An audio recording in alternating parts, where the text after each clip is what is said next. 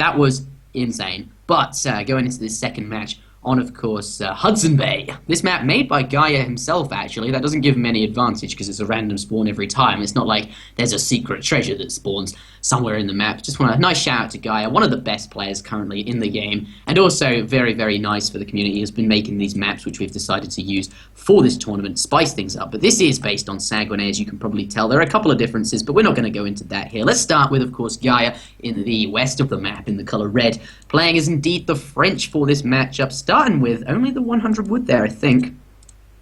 Yep. But still going to lay down a trading post and can absolutely do that. He's going to be super happy with his treasure finds. 50 coin in his base, 40 wood in his base. That's basically hunting dogs for free. All he has to collect for is that house. He's going to be super happy about that. And obviously off to a nice start with his scout, finding some sheep and coming across a 90 food treasure. No doubt he'll head towards that with his explorer, absolutely. And another 90 food treasure he came across with his explorer there. Lots of food. Could be quite interesting, but his opponent in the east of the map, in the colour orange, playing as indeed the French as well. Both these high-level players opting to play mirrors. Garja loves the mirror matchups. Mechanically, he is very good at the game, and when it comes down to a mirror, that skill really does show. And mirrors are not boring. We just saw possibly one of the most entertaining games that I have casted throughout this tournament. Yes, in a German mirror. So I don't want to get anyone to hop on that bandwagon. But another mirror matchup, we see, of course, Kiljardi laying down the market, going to grab himself the hunting dogs, but doesn't quite start with the most insane treasures, but does find a 60 wood, and that's definitely going to be useful, no doubt about that. What do you think of the French mirror? Yeah, we see that Garja is picking up a 90 foot on the left side, and that can already be one of the two. One of the two, actually, yeah. But that can but that can be a very interesting change, because it might inspire him to go for 13 villages rather than 14, and that can of course translate into some kind of rush. Oh, look at this. This is very important. A scout fight in the middle. It looks like Garja was able to get the first shot off. Both of their heroes are coming back to save this, and it looks like both of them are gonna back off very wisely. At this point, the hero of Kiljardi has less HP and a scout as well, so it's good for him to back off. Like I mentioned before, the scout is such an important unit. It will give you so much valuable information. Maybe you saw that also, by the way, in the game I played versus Spain. Yeah, we saw that. That was like that was so good. You had that stealth. You knew exactly what he was making all game. That was But this is about this game, absolutely. Yes. So you have to also make sure that you will not lose your scout. So what I was about to say is this matchup, I think it has, because of this, the way this map has laid out, with a lot of hunts available, and of course the center part being very important to secure. I think that actually we're going to see a similar game to me versus Mighty, or just most French mirrors here. Musk has second age play.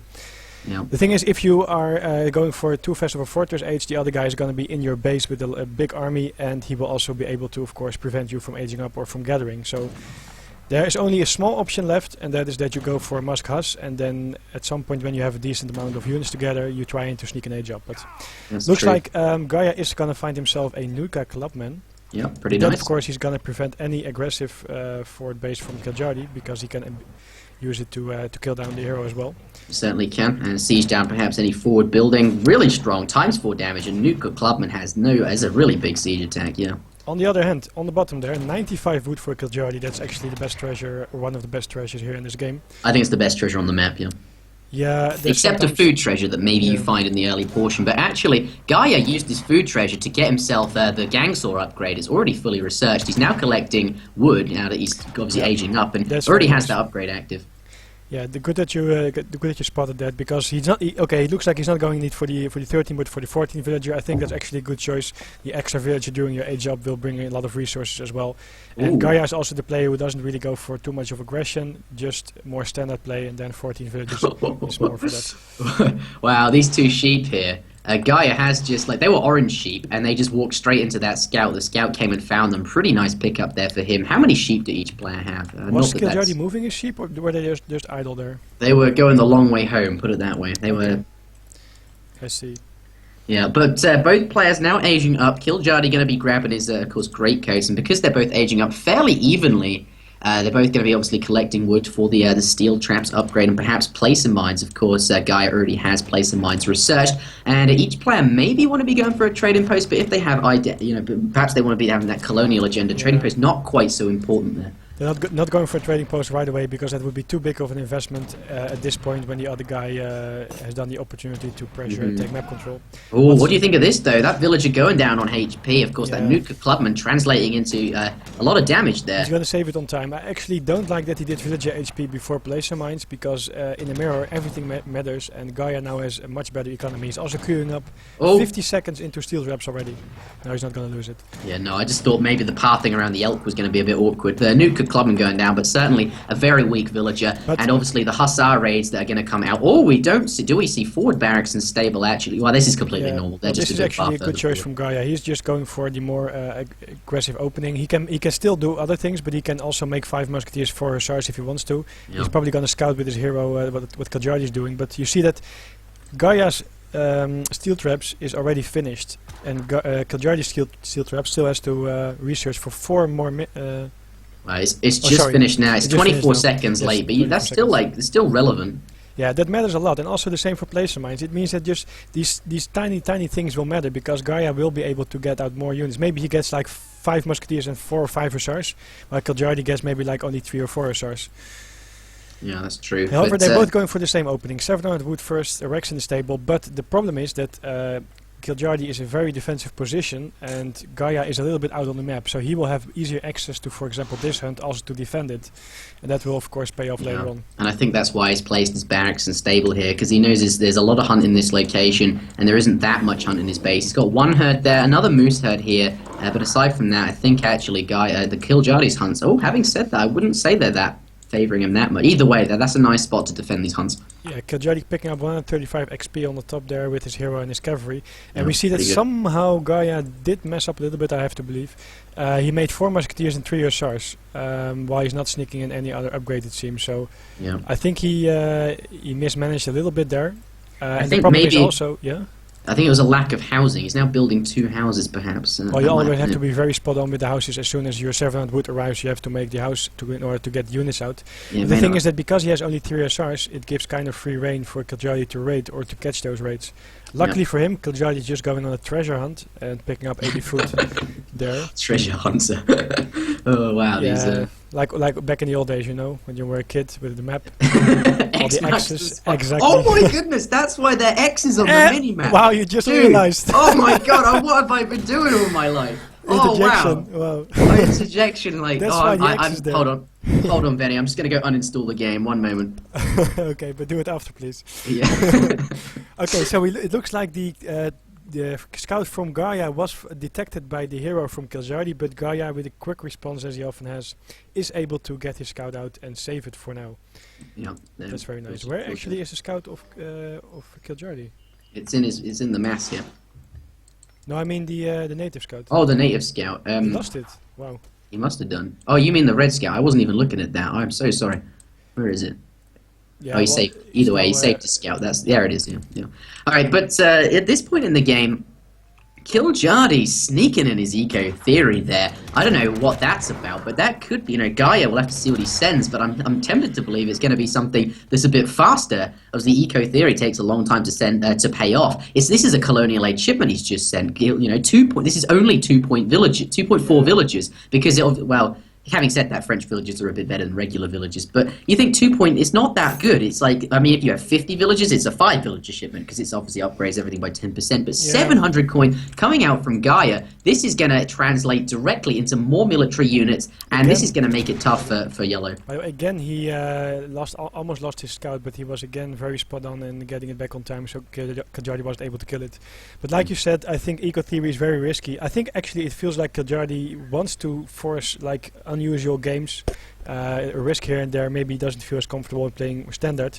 The thing is, 700 coin pays off right away because Gaia now has almost all villagers on foot and nothing on gold. That means he's not going to age up, he's just going to mass musketeers like crazy. And that means that Kiljardi, he will have some more time because Gaia has to walk around the map towards Kiljardi. And if he's going to survive, then it's okay. However, he's not doing any raiding, and Kiljardi is going for like he has now 2, 4, 6 hussars, while they are not any use for at the moment. Yeah, 6 hussars, that's a lot of military population caught up in hussars. These aren't going to do anything. Now, Age of Empires 3 normally isn't just a straight up mass of musks, but it is in the French mirror, and that's how these hussars, isn't going to be that useful against musketeers. They don't really do anything. You make a couple of musketeers in the beginning because those are good. Sorry, a couple of hussars are good at raiding, but you don't want too many. But 8 crossbowmen coming out from Kiljardi. That will of course buy him some more time, so that's actually a good thing. It's good, and it's certainly good. Yeah, it sort of makes him better against the the musk mask, because obviously if you add in a couple of crossbowmen, it certainly does make that better. But at this point, very even in military for them, and Kiljardi has of course, eco theory behind this. The longer this game goes on, the more it's going to shift to him. But I think that 700 coin worth of units is going to hit the board soon. I'm going to have to see how this fight goes down. Yeah, I would really like to see Kiljardi calling out Minutemen if the fight is really going to happen. Yeah. However, both of them are still very safe about this. Very passive, of course, a tournament game. Going to not take those risks. Not going to go balls to the walls in straight away. Going to look for an opening. Going to look for those sort of better times. Maybe just keep his army alive, and then perhaps sneak in an age up, and maybe doesn't want to commit to this right yet, especially since he's next to his opponent's town center. Yeah, we see there was a little bit of a lag spike again. Not sure what's going on there. Yeah, so I'm not dropping frames though. I promise. I've dropped no frames. I'm not going to do a speed test again. No, that's all right. Do you want me to? No, you don't have to do a speed test. I'm actually. We already did stream previous games, which were not laggy. I feel so. Yeah, but it might be one of us. Do you want me to Do you want to stream the rest of this, or? Yeah, I could, but I'm not sure if it's us. Maybe a pause sometimes solves it. If everything can sync up correctly. If you say that you're fine and your processor is fine as well, it's not overloading. Let me load up the thing. It shouldn't. I have an i7. Yeah, I'm using. Are you ready?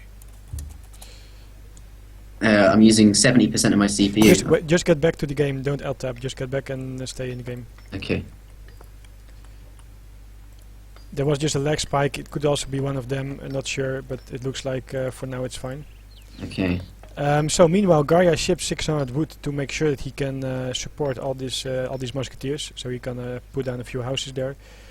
Of course, the tower is not really useful at the moment. You have enough of a mass to defend your base, and you also have enough resources to catch any raids.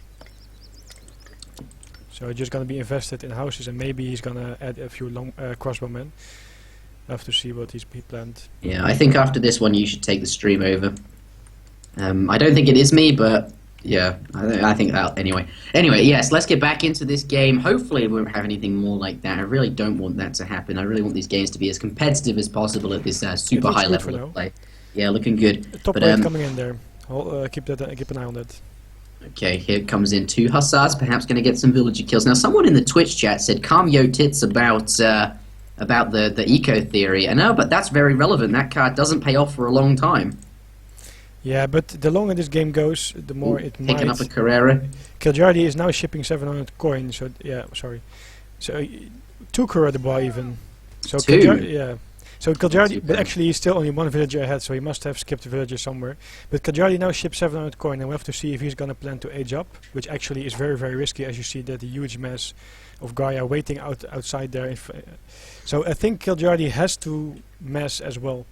Yeah, adding in some crossbow. Oh wait, he is aging though. He is aging. Oh, Kiljardi going up to the next stage, taking the risk there, but will it pay off? You see how many units Red had, as Benny points out. As soon as he hits up, Garja's going to see that, and it's just going to go, time's up, let's do this, and then run in there, of course. All of these musks do a lot of damage. Yeah, Orange has a lot of musks, but he has 2,200 resources less musks, as he's just worth of military generally, since he's just aged up.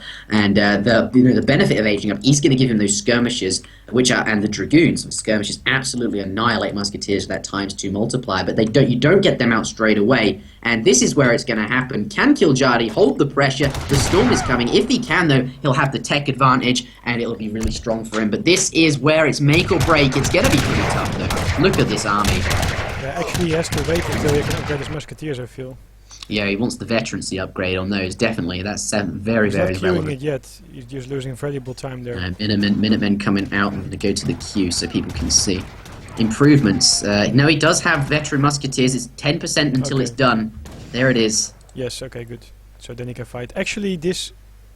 I feel that Garja was a little bit too passive on the map, because the thing is, of course, French can age very fast, and they can, of course, also stack the resource to do the upgrade very fast, as you see here.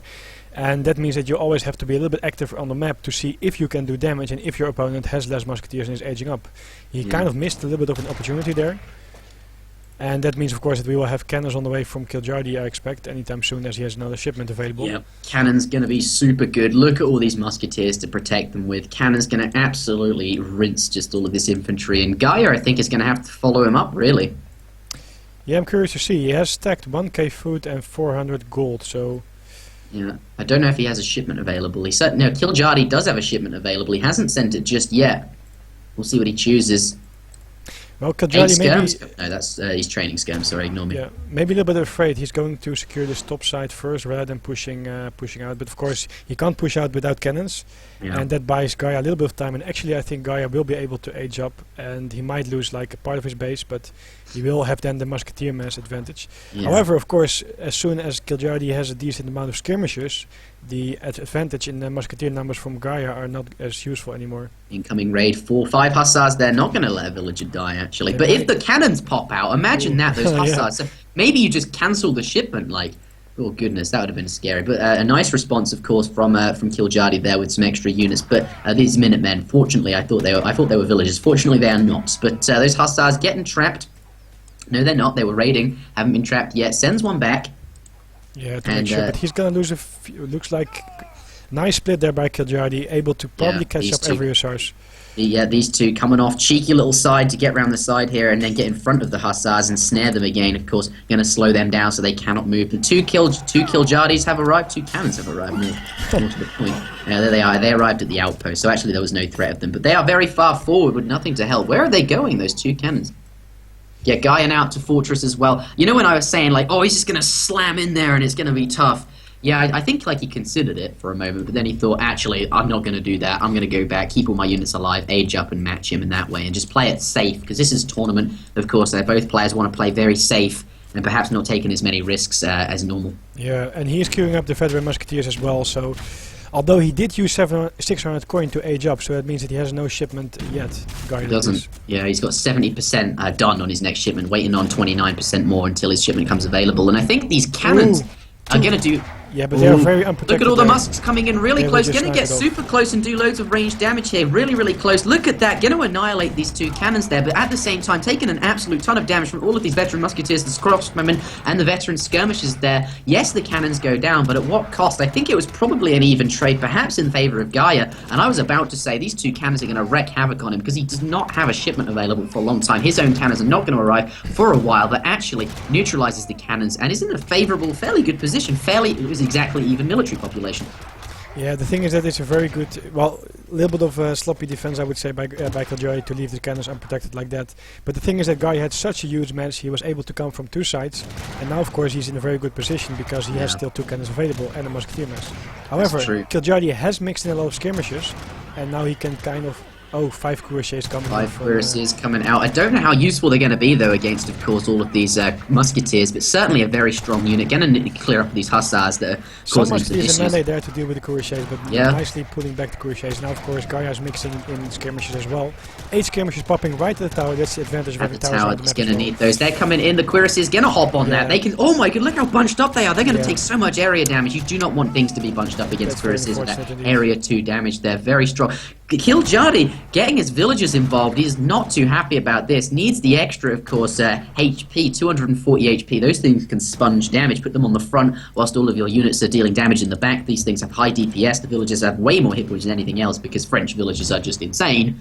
And but actually this fight has come to a close. I think Garja preparing some more units and then he'll go back in. Yeah, I'm actually surprised that Kiljardi is now mixing in cuirassiers. I would rather have him mixing a few dragoons, I think. He was ahead on a skirmish account, it seems, and if he's gonna be able to produce from 2 Rexes, he would take that lead.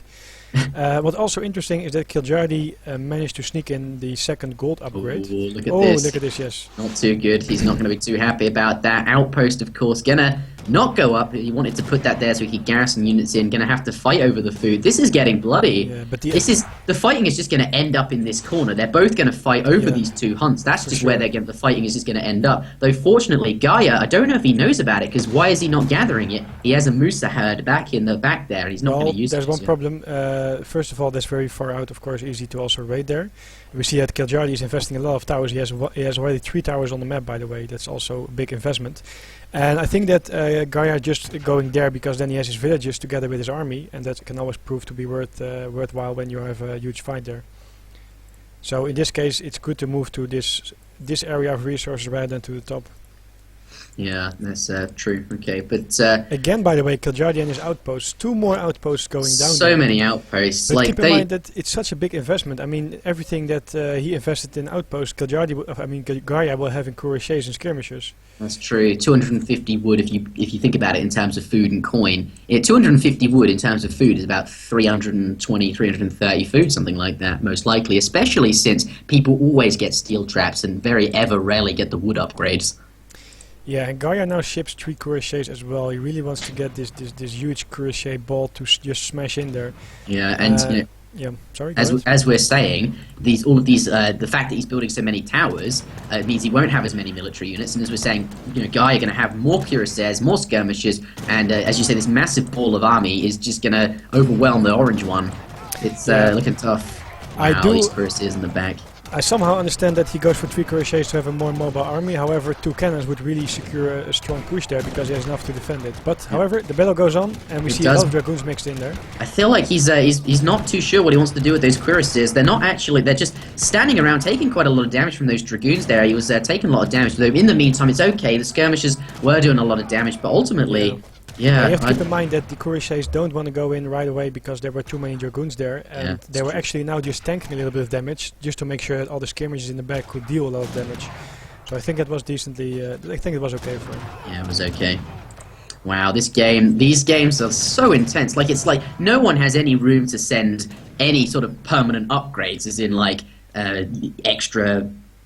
Cavalry attack or the equivalent for the skirmishes. Just they have to keep sending military shipments to stay alive, because if anyone gets a slight military lead, the game just switches to that guy's favor. Here we see some Carrera de Bois gonna get rinsed, but they fortunately do get back. Only not even a villager HP upgrade there. Very relevant.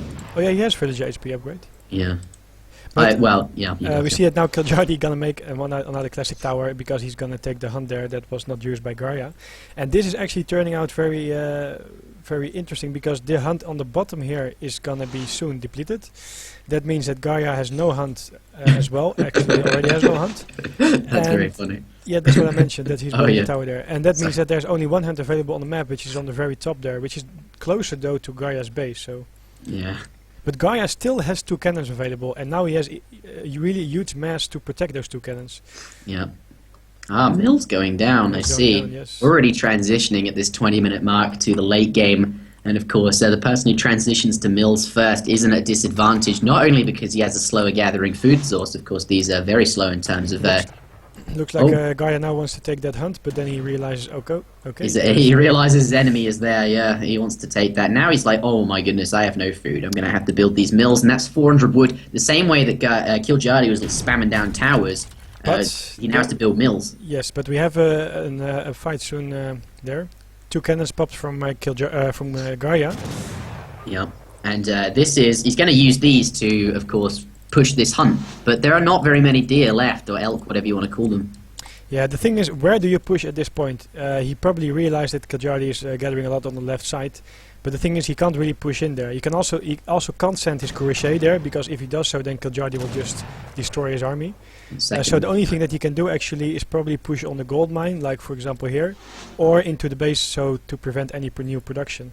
Into the base or onto the coin mine, yeah. It looks like Kiljardi is gonna push out and just gonna let his base for what it is. This game is so even, but look at this. He's coming go in between. Yes, I like this move a lot because he's going in between the army and his own villages, so he will be able to kind of defend, retreat back in a defensive position if he has to. Taking out the stable, very quickly, of course, with all those cuirassiers. Kira says lots of siege attack. Well, actually not. They don't have very high siege for, well, cavalry just don't, but still there are so many of them, and these things are so expensive that they have good stats anyway. Gonna tear down the stable, as you Good line said. of sight as well by the towers, so he knows exactly how Garja's army is moving around the map here. Yeah. But here, is he just gonna slam all these cuirassiers and get in? Is he gonna do it? None of them has cavalry HP. I actually think... Okay, Garja Oh, resigned. Gaia resigns. Knows he can't take it, but hasn't even taken the fight yet. Are you sure? Are you sure, Gaia? This lag must stop. Yeah, well, it is a little bit laggy here and there, I see that, but I think he would lose this game still, because there's so many cuirassiers from Kiljardi that he would... The two cannons get off a few nice shots, but I think if Kiljardi spreads his cuirassiers around nicely, that he would take this this battle. Also, he still has access to a mine and a hunt on the left top, where Gaia has no reason, nowhere to gather. So this was probably game over anyway. But the lag is indeed annoying in my